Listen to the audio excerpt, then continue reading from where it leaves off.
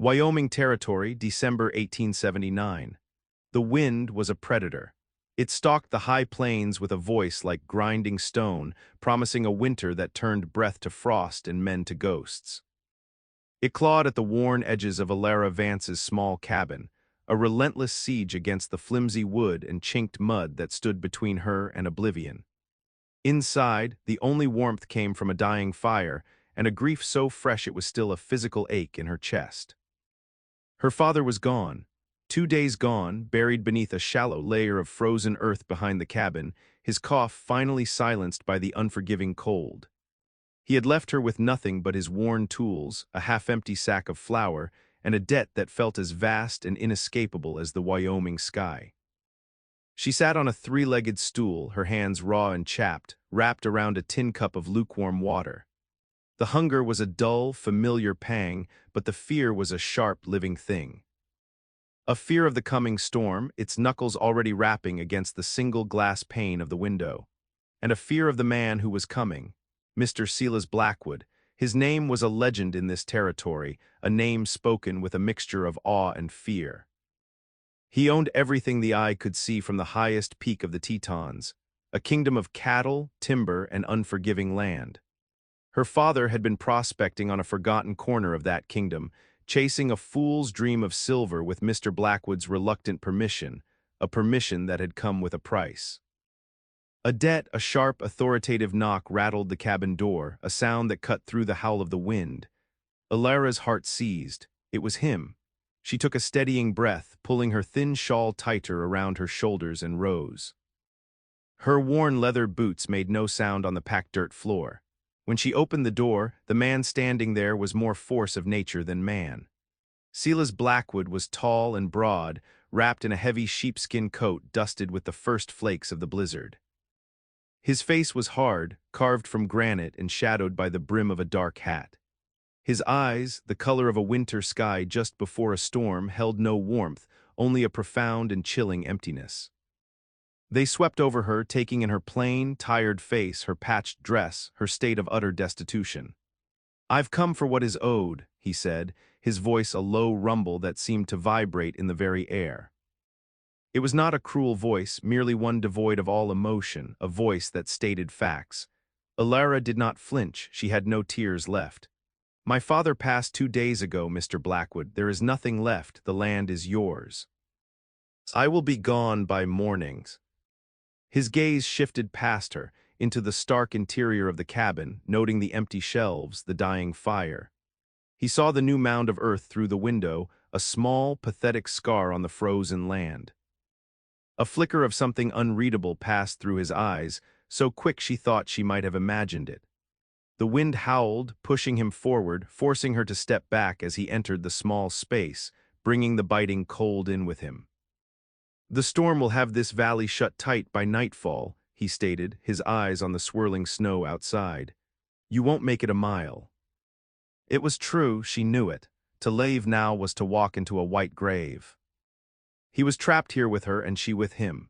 A strange, terrifying intimacy filled the small cabin. He was the wolf and she was the lamb, and the storm had just barred the door to the pen.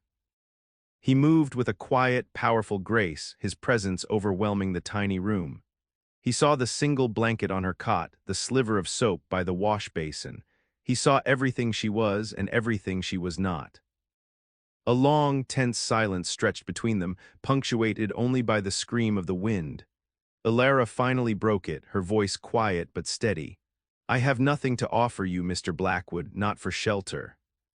Not for the debts." He turned his gaze back to her, and for the first time she saw past the cold emptiness to the deep, aching grief that lived there. It was a mirror to her own, but older, harder, and infinitely deeper. He was a man who had lost more than a father. He had lost a universe. "I am not a man who asks for what cannot be given," he said slowly, the words seeming to cost him a great effort. He looked at her, truly looked at her, and she felt as though he were weighing her very soul. "But I have a need, a desperate one." He told her then. His wife, Alina, had died 6 weeks prior, giving birth to their daughter.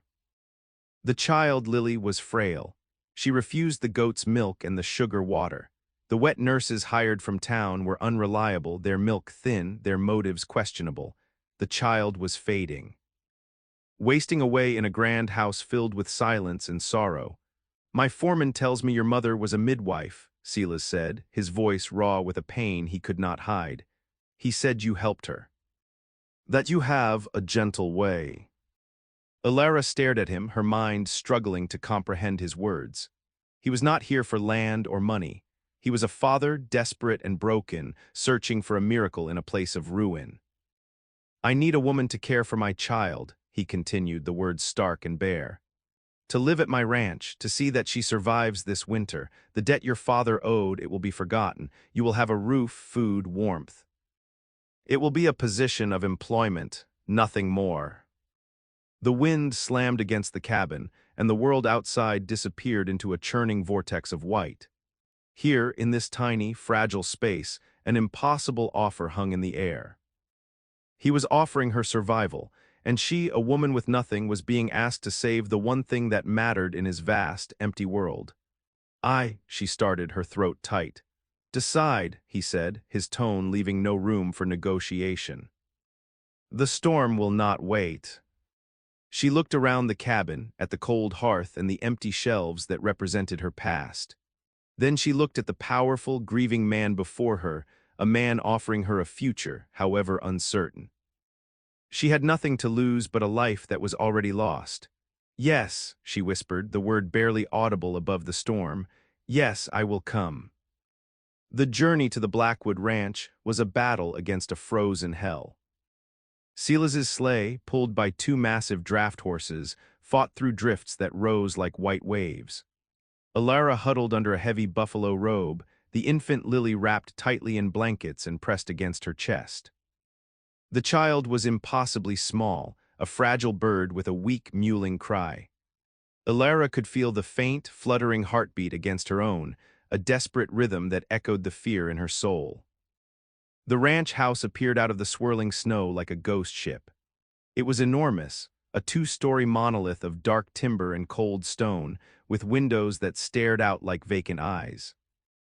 It was less a home and more a fortress, built to withstand the brutal Wyoming winters and the even more brutal sorrows it contained. Inside, the silence was as vast and cold as the landscape. A stern, gray-haired woman named Martha, the housekeeper, met them at the door. Her eyes, sharp and suspicious, raked over Alara's worn clothes and plain face, her disapproval a palpable force in the room. "This is Alara Vance," Silas announced, his voice flat. "She will be caring for Lily. See that she has a room near the nursery." Martha merely nodded, her lips a thin, tight line. She led Alara up a grand, echoing staircase to a small, Spartan room. It was clean but cold, furnished with a narrow bed, a washstand, and a single chair. It was a servant's room, a clear declaration of her place in this house of shadows. In the nursery, Alara finally saw the gilded cage where the infant Lily was kept. A heavy velvet curtain blocked the light. The cradle was carved from dark, ornate wood. The room smelled of dust and disuse, not of baby powder and sweet milk. Alara's heart ached for the tiny, lonely child. The first days were a quiet, desperate struggle. Lily was weak, her cries thin and reedy. Alara held her constantly, whispering soft words, rocking her for hours in the cold, silent nursery. She coaxed the child to nurse, a slow, painstaking process that required every ounce of her patience and resolve. Silas was a phantom in his own home, a fleeting presence of heavy boot steps in the hall and the scent of cold air and leather. He never entered the nursery. He would stand in the doorway for a moment, a tall, dark silhouette, his face unreadable, before turning and disappearing back into the shadows of his grief. Alara began to see the geography of his pain. She saw it in the untouched dinner trays Martha left outside his study. She saw it in the way he rode out before dawn and returned long after dusk, seeking exhaustion as a shield against memory. One afternoon, through the nursery window, she saw him standing at a small, isolated plot on a windswept hill, where two lonely crosses stood against the gray sky. He did not kneel or pray.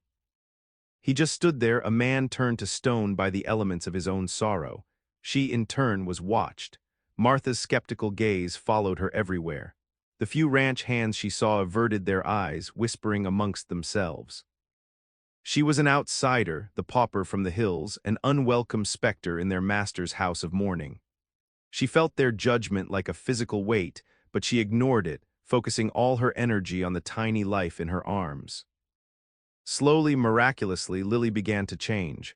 A faint blush of pink returned to her pale cheeks. Her cries grew stronger, demanding. She began to gain weight, her small body filling out with new strength. The change was undeniable. It was a small flicker of life in a house dedicated to death. Alara began to make small changes of her own. She scrubbed the nursery floor until the wood gleamed. She opened the heavy curtains, letting the pale winter sunlight spill into the room. She found a box of old, forgotten linens and mended them, her needle and thread moving with quiet purpose. She was not just caring for the child, she was breathing life back into the dead air of the house. One evening, Silas came home late, soaked from the snow and bone-weary. He walked past the dining room, expecting the usual cold silence. But a soft light spilled from the doorway. He stopped. Inside, a small fire crackled in the hearth. A single place was set at the enormous dining table, and a covered plate sat beside it, steam gently rising from its edges. Alara was nowhere to be seen. She had left the offering and retreated back to the nursery, unwilling to intrude. Silas stood there for a long moment, staring at the simple meal of stew and fresh bread. It was the first act of unsolicited kindness he had received in months. He sat down, and for the first time since Aliner's death, he ate. A few days later, Alara found a brand-new rocking chair sitting by the nursery fire. It was made of sturdy, polished oak, a far cry from the hard, straight-backed chair she had been using. There was no note, no word of explanation. It was a silent acknowledgement, a reciprocal gesture in the quiet language they were beginning to build. He noticed other things. He saw how she left a freshly darned pair of his work gloves on the hall table. He heard for the first time the sound of her soft humming from the nursery, a gentle, forgotten melody in the silent house. She, in turn, noticed that the firewood box outside her door was never empty, that a new, warmer blanket had appeared at the foot of her bed.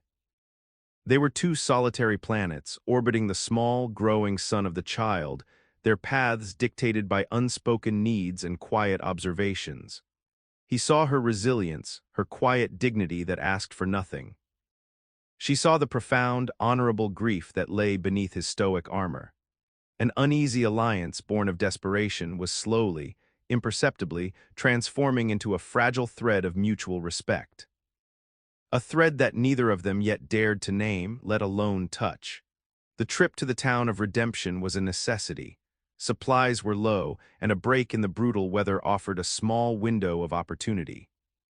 Silas drove the wagon himself, with Alara beside him on the hard wooden seat, Lily bundled securely in her arms.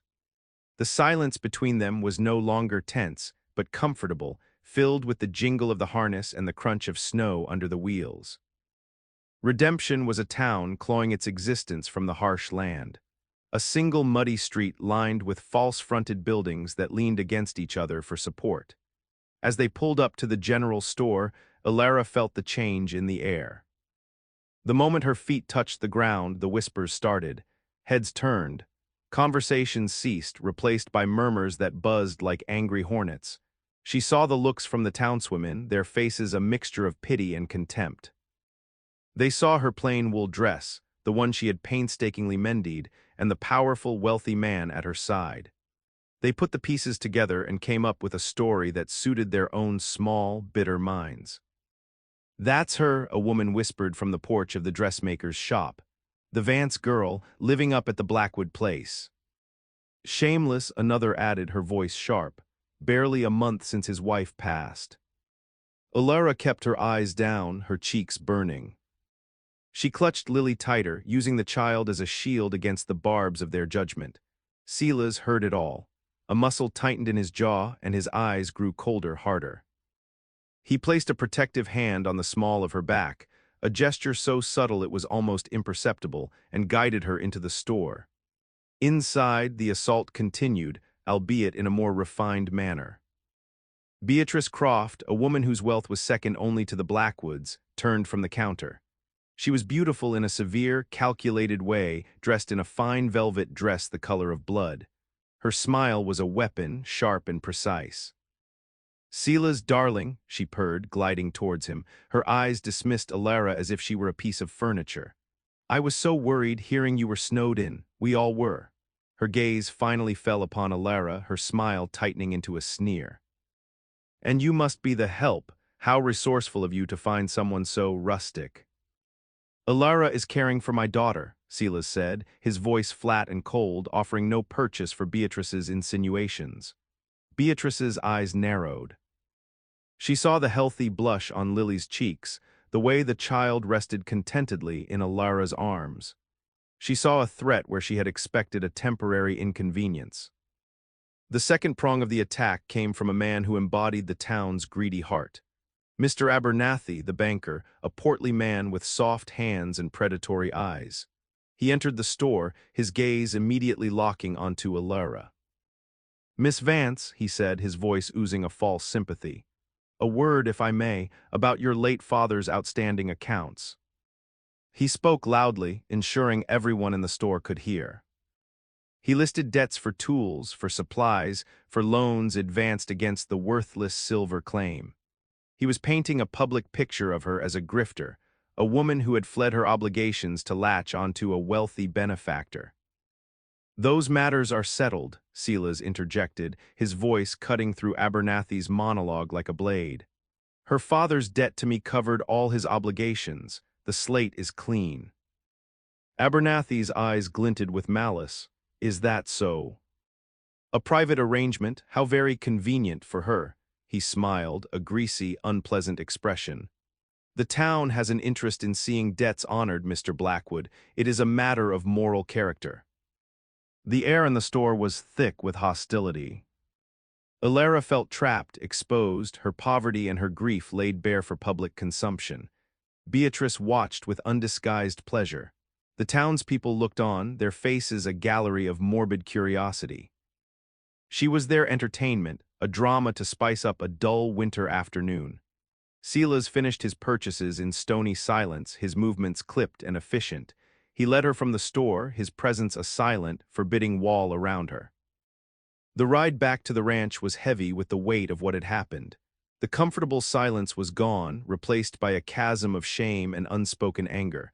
That night the storm returned, lashing the house with renewed fury. Alara couldn't sleep. The whispers from the town echoed in her mind. She crept downstairs, drawn to the faint light of the fire in the great room.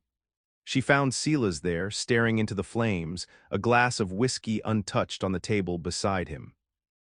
He looked as haunted as she felt. "They have no right," she whispered, her voice trembling. He turned, his face a mask of shadows and firelight. "Men like Abernathy feed on the weakness of others. Women like Beatrice feed on their own vanity. Their opinions are worth less than the dust on your boots." "But they make it sound so sordid," she said, the words choked with a shame she did not deserve. "As if my grief is a commodity to be traded." He rose and walked to the window, staring out at the white chaos of the storm. "This house, it was a monument to her," he said, his voice rough with an emotion he rarely showed. "To a leaner, I built it for her, every stone, every beam. I thought I could build a fortress strong enough to keep the world out, to keep her safe." He finally spoke of it. Of the laughter that had once filled these silent halls. Of his wife, a woman of warmth and light who had been terrified of the harshness of this land. He spoke of the day she died and how their infant son had followed her just hours later, too weak to survive the traumatic birth. He spoke of the silence she had left behind, a living entity that was suffocating him. "I stood on that hill and I cursed God," he confessed, his back still to her. "I cursed this land, I cursed myself for bringing her here. For thinking my love could be a shield against it." As she listened, Alara's own small griefs seemed to find their place in the vastness of his. She thought of her father, a good man broken by his dreams. She thought of her mother taken by fever years ago. She thought of her own loneliness, the quiet, aching solitude that had been her constant companion. My mother used to say that grief is a house with no doors, Alara said softly. You can't leave it, you can only learn to live inside it, to light a candle instead of cursing the darkness. He turned from the window, his eyes locking with hers across the firelit room. He saw not a servant, not a pauper, but a woman of profound and quiet strength, a woman who understood the language of loss. He saw a soul who, like him, was learning to live inside a house with no doors. You, he said, his voice thick with a sudden, startling revelation. You and Lily, you are the first candle that has been lit in this house in a long, long time. In that moment, by the hearth, with the storm raging outside, the fragile thread of respect between them ignited into something more. It was a spark of understanding, of shared vulnerability. It was a silent acknowledgement that they were no longer just a master and a servant, a debtor and a benefactor. They were two survivors, huddled together for warmth against the cold, unforgiving night. The truce with the world was short-lived. A week after their trip to town, a rider from Redemption arrived, bearing a summons. Mr. Abernathy had made his move.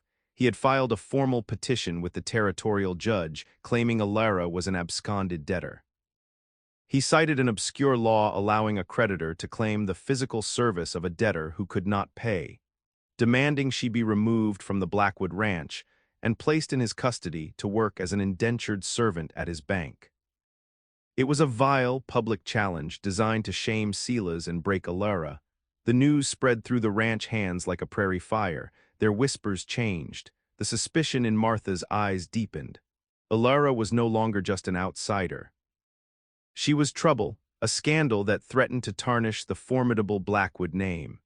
She felt the walls of the great house closing in on her again, the brief warmth of her connection with Silas turning to ash in her mouth.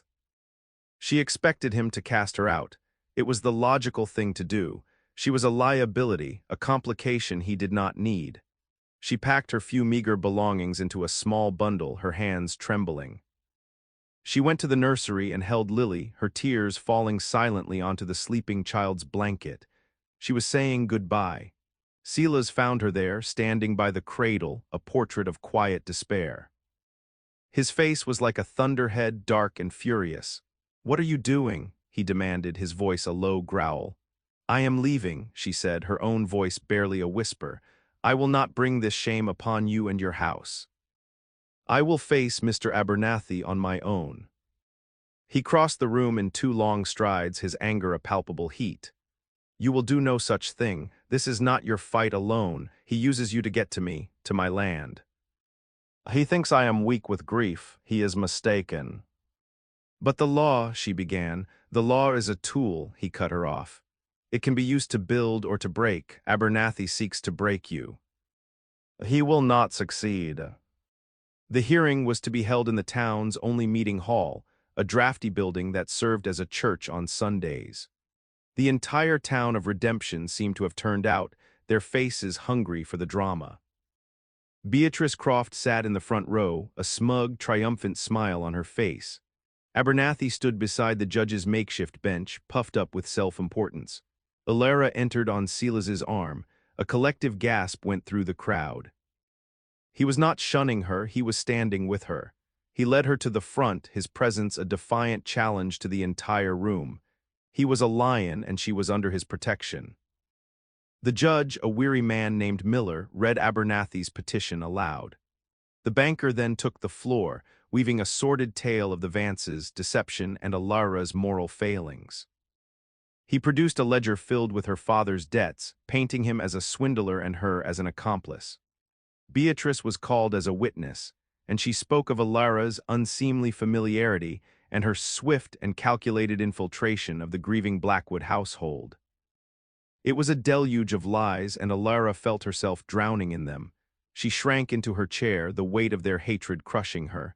Then Silas rose to speak. The hall fell silent. He did not look at the judge or at Abernathy.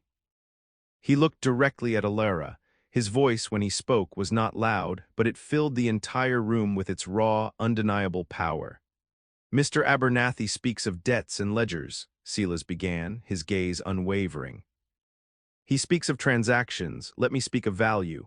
For months my home has been a tomb, my child was fading. This woman, he said, his voice softening as he looked at Alara, brought life back into that tomb. She asked for nothing. She gave everything. Her integrity, her quiet strength, her profound kindness. These are things that cannot be recorded in a banker's ledger. He took a step towards her, and the crowd seemed to hold its breath.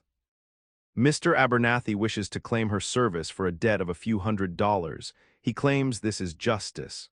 But he is a man who understands only the price of things and not the value. He sees a pauper. I see the richest woman in this territory. He stopped directly in front of her chair and held out his hand. Her heart hammered against her ribs. The world seemed to narrow to his eyes, his hand, his next words. Alara Vance owes this town nothing, he declared, his voice ringing with absolute authority. She is not a debtor to be claimed. She is the woman who saved my child. She is the woman who saved me. He paused, letting the weight of his words settle upon the stunned audience. Then he delivered the final, devastating blow to Abernathy's scheme. She will not be going with him. She will be staying with me. She is to be my wife. A wave of shock rippled through the hall. Beatrice's face went white with fury. Abernathy's jaw dropped. Silas ignored them all. His eyes were only for Alara, who stared up at him, her own eyes wide with disbelief and a dawning, brilliant hope. He lowered his voice so only she could hear, a promise and a plea. Come with me, we will marry. It was not a command, it was an invitation to a future she had never dared to imagine. In front of the entire town, with their judgment and their hatred raining down, she placed her trembling hand in his. He pulled her gently to her feet, and they stood together, a unified front against the storm. The alliance was no longer uneasy. It was forged in fire and declared before the world.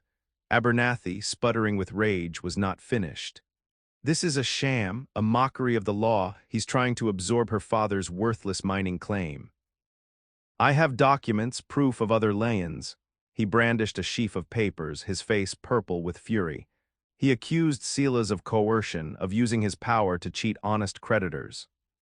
Beatrice, recovering from her shock, rose to her feet. It's true, Judge Miller, this woman is a fortune hunter. She preyed on Mr. Blackwood in his moment of weakness. She has bewitched him. I saw it with my own eyes. She is manipulative and cunning. The tide of public opinion, swayed for a moment by Silas's powerful declaration, began to waver. The whispers started again. Perhaps Abernathy was right.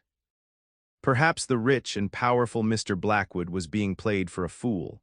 But then, something shifted in Alara.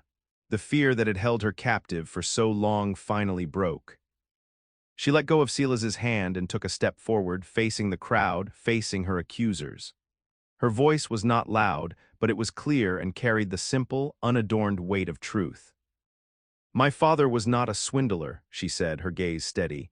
He was a dreamer. He died with calluses on his hands and hope in his heart, which is more than can be said for a man who profits from the misfortune of others. She looked directly at Abernathy, and he visibly flinched. And I did not bewitch Mr. Blackwood, she continued, turning her eyes to Beatrice, her quiet dignity a stark contrast to the other woman's venom.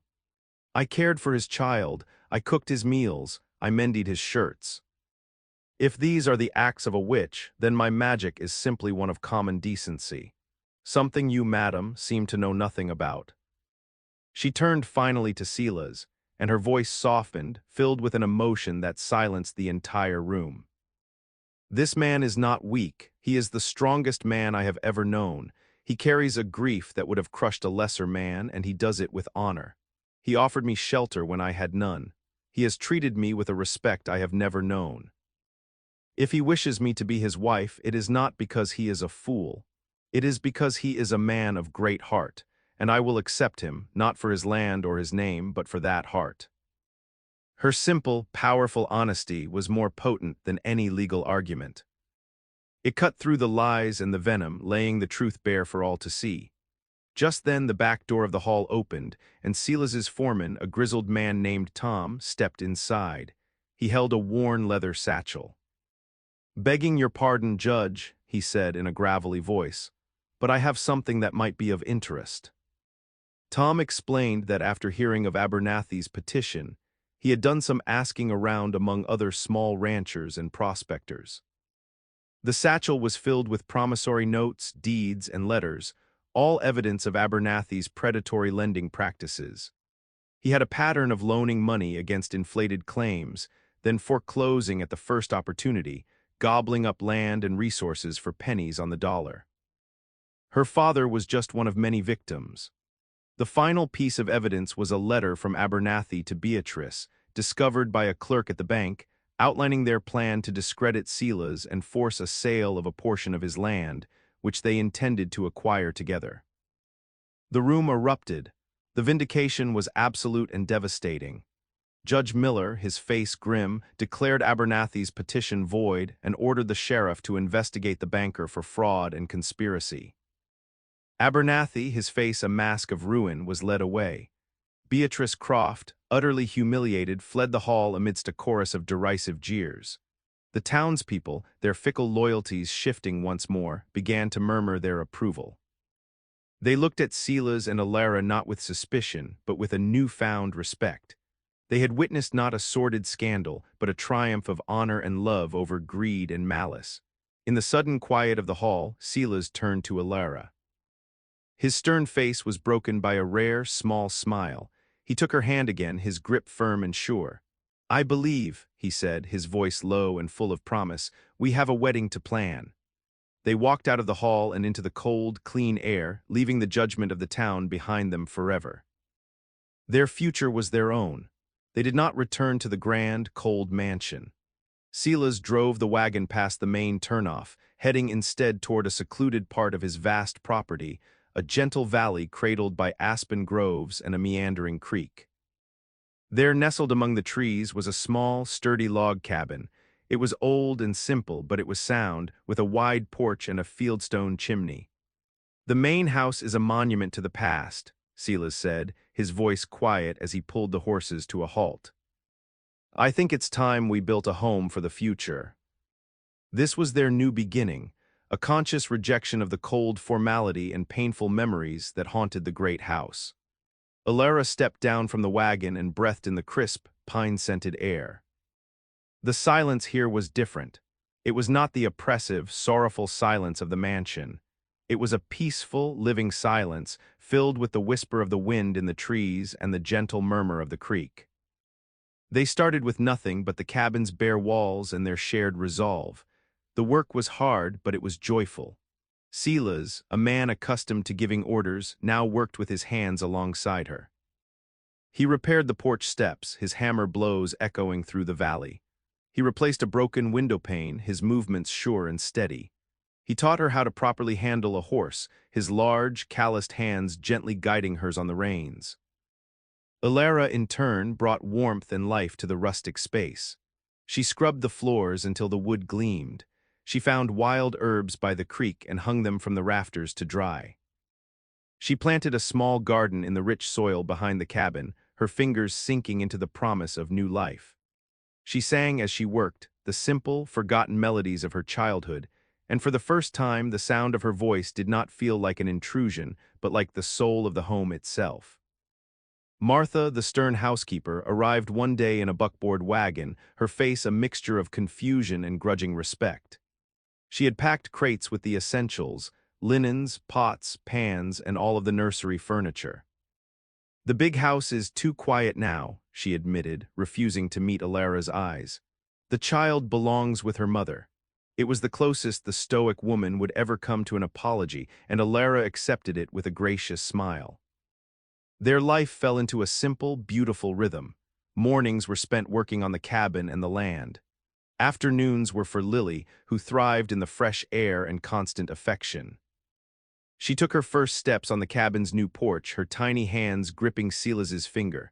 Her first word was not mama or papa, but home, a sound that brought tears to Alara's eyes. Evenings were their own. They would sit by the fire, talking for hours.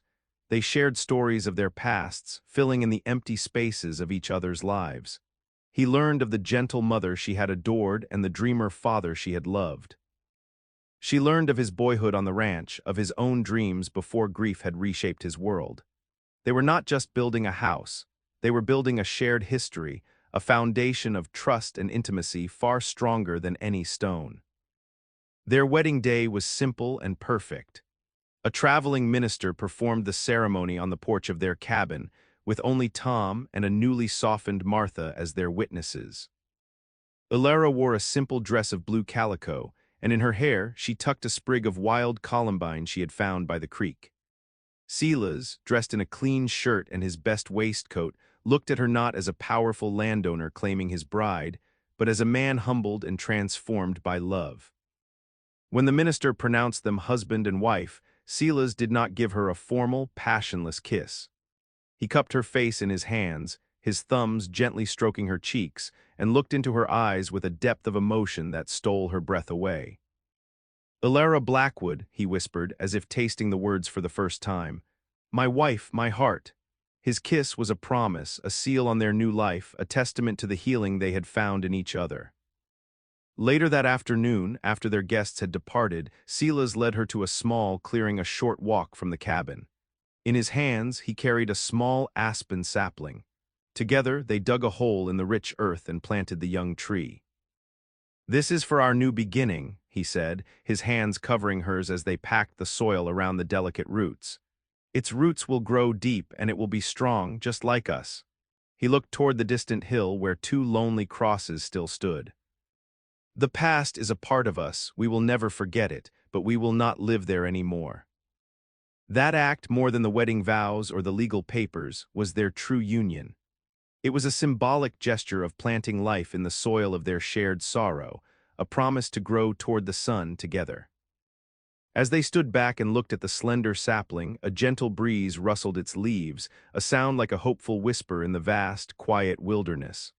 They had found their home. 5 years passed. The Wyoming seasons turned, each one carving the land and the people on it. The harsh winters still came, but they no longer felt like a threat. Inside the small cabin by the creek, the hearth fire always burned bright. The aspen sapling they had planted was now a strong, graceful tree, its white bark a beacon of resilience, its leaves shimmering like 1,000 gold coins in the autumn sun. The cabin itself had settled into the landscape, no longer a new structure but a true home, with climbing roses on a trellis by the porch and the happy scuffs and marks of a lived-in life on its floors. Ilara stood on that porch, a gentle swell beneath her apron showing the promise of their second child. She watched as Silas played with a laughing, 5-year-old Lily in the meadow. The little girl, once so frail and fragile, was now a vibrant, sturdy child with her father's dark hair and her mother's kind, steady eyes. Her laughter was the music of the valley. Silas was a man remade. The hard, cold granite of his grief had been weathered away by the persistent, gentle waters of love and happiness. The emptiness in his eyes had been replaced by a warm, protective light. He still ran the vast Blackwood Ranch, but his kingdom was no longer the land. His kingdom was this small patch of earth, this warm cabin, this little family. He swung Lily up onto his broad shoulders, and her delighted squeals echoed in the clear air. He caught Ilara's eye across the meadow and gave her a smile that was just for her, a smile of such profound contentment and love that it made her heart ache with joy. He had found that a man's true wealth was not measured in acres of land or herds of cattle, but in the warmth of a hand in his own and the sound of his child's laughter. His strength was not in his power over other men, but in his ability to protect and cherish the family he had built from the ashes of his old life. And Ilara, the woman once dismissed as a plain, destitute pauper, had found her own kingdom. She had learned that a woman's worth was not determined by her station or her beauty, but by the strength of her character and the depth of her capacity to love. She had faced down judgment and malice not with weapons or cunning, but with the simple, unassailable power of her own integrity. She had become the matriarch of a family founded not on bloodlines or convenience, but on a bond forged in mutual desperation and tempered into unyielding love. They had been two broken souls, lost in the vast, unforgiving wilderness of their own private sorrows, but in the heart of that harshness they had found each other. They had discovered that the most beautiful things can grow in the most damaged soil. In a world that valued power, wealth, and appearance, they had built a life on the quiet, revolutionary principles of kindness, honor, and acceptance. They had created more than just a family. They had created a sanctuary, proving that a home is not a place you find, but a place you build together in the shelter of each other's hearts.